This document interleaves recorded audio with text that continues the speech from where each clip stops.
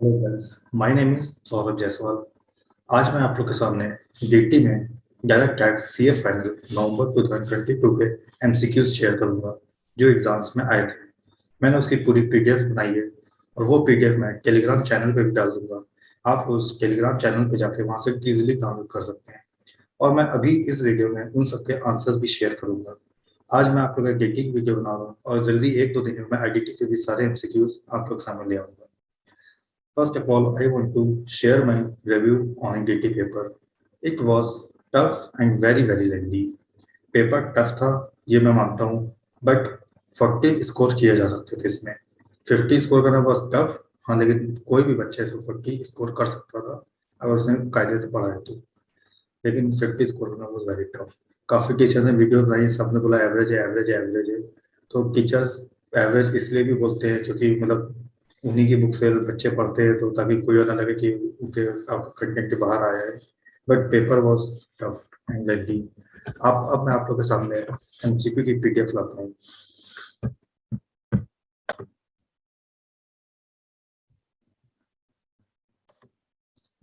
ये एमसीक्यू आप लोग के ये लिस्ट आती है। पहला ये एक सिनेरियो आया था, इसमें केस सिनेरियो नंबर 1। इसमें पेनाल्टी से आपके लगातार 3 क्वेश्चंस आ गए थे कंटिन्यूअसली। पहला आपका था ये, इसमें काफी सारा पूरा पैराग्राफ दिया हुआ था, कुछ अमाउंट एक्सेप्टेंस तक था, कुछ लोन दिया हुआ था। तो इसमें पूरा एग्जैक्टली तो मेरे को याद नहीं क्या था, बट जो ऑप्शंस थे उसके ऑप्शंस ये थे A B C D। But काफी बच्चे कह रहे हैं इसका आंसर सी था, 6,24,000 या 36,000। अगर अगर आप लोगों को करेक्ट आंसर मालूम है एग्जैक्ट क्या था, या केस सिनेरियो पूरा याद हो, तो आप लोग कमेंट सेक्शन में बताइएगा। बट मेरे अकॉर्डिंग मैंने जो रिव्यूज लिए हैं, ज़्यादा मैक्सिमम बच्चे बोले इसमें आंसर, इसका करेक्ट आंसर ये था as per the case scenario, option number C. And coming to the MCQ number 2। इसमें ये आप लोग को पता violating provisions of section 269 ST। ये आपका 2 नंबर का एमसीक्यू ये भी था। इसमें जो केस सिनेरियो में दिया हुआ था उसमें ये था कि ₹2 lakh was accepted from mister X and ₹85,000 was accepted from mister Y. तो इसमें पेनाल्टी बतानी थी कितनी लगनी थी। तो 85,000 पे तो लगनी नहीं थी, इस पे 2 लाख पे ही लगनी थी। तो इसका ऑप्शन करेक्ट ऑप्शन था बी, 271 DA ₹2 लाख। और फिर आफ्टर दिस एमसीक्यू नंबर 3, ये भी पेनाल्टी का था आपका SFT। इसकी ड्यू डेट 31 मई होती है। और इसका भी correct answer option number C था कि ₹500 before the notice and 1,000 after getting notice. Option number will be C. And after that ये केस सिनेरियो नंबर 2। इसके अंदर भी 3 एमसीक्यूज थे। पहला एमसीक्यू था आप लोग का कैपिटल गेन कैलकुलेट करना था, जिसमें काफी सारी फिगर्स दी हुई थी, जिसमें वो बोनस भी अलॉट हुए थे। इसमें काफी बच्चों ने गलती ये की है, जो मैंने ऑब्जर्व किया है, कि बोनस शेयर्स पे जो था उसमें सेक्शन कॉस्ट ऑफ एक्विजिशन लेना था एज पर सेक्शन 112A। पर काफी बच्चों ने इसमें कॉस्ट ऑफ एक्विजिशन नील ले रखी है, क्योंकि 31 जनवरी 2018 की कॉस्ट ऑफ एक्विजिशन लेनी थी एज पर सेक्शन 112A। तो इसीलिए काफी लोग का आंसर नहीं आया, बट इसका correct answer option number B है, 3,23,400। एंड आफ्टर दैट ये एमसीक्यू नंबर 5 डेप्रिसिएशन का।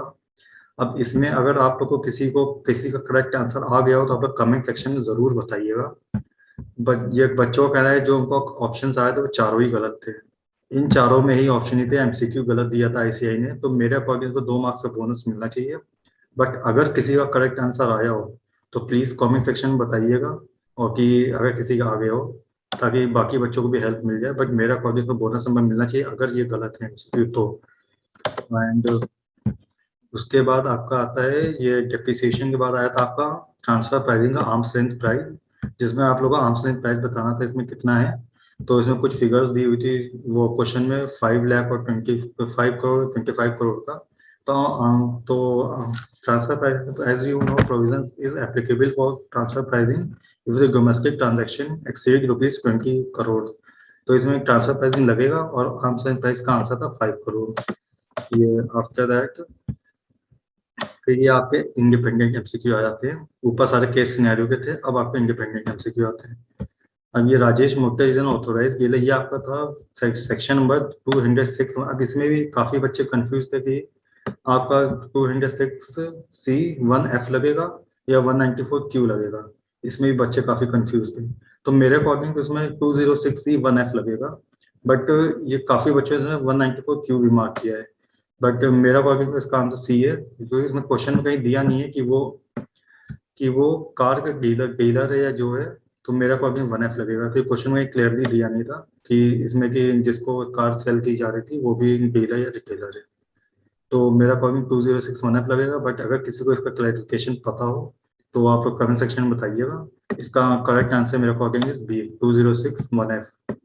एंड आफ्टर दिस एमसीक्यू, ये आपका आया था conflict between provision of income tax and ICDS. तो ये आप लोग की बुक में क्लियरली दिया हुआ है, इनकम टैक्स एक्ट प्रिवेल करेगा ओवर आईसीडीएस। आईसीडीएस उसको ओवरलैप नहीं कर सकता है। एंड आफ्टर दैट ये मिस्टर वर्मा, ये आपका ये इजी एमसीक्यू आया था, आप लोग को डेप्रिसिएशन कैलकुलेट करना था। 1/3 आप लोग को पर्सनल यूज है, तो आप लोग 1/3 डिसअलाउ करना था, खाली 2/3 रहेगा। इसका करेक्ट आंसर आया था 95,000 रुपीज।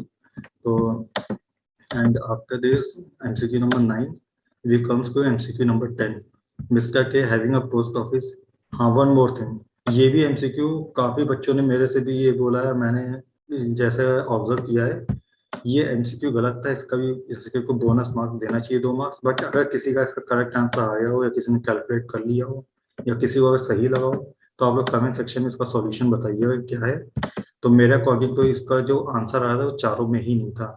इसका प्रोविजन यही है कि अगर 3 साल का रिटर्न नहीं फाइल किया तो अब 2 लाख 2% लगेगा टीडीएस, एंड अब 1 करोड़ टीडीएस विल बी 5%। पर इसमें चारों में ही वो ऑप्शन नहीं था, तो मेरे अकॉर्डिंग तो ये भी एमसीक्यू गलत था। 194 इनका और 2 मार्क्स का इसमें बोनस देना चाहिए इंस्टीट्यूट को।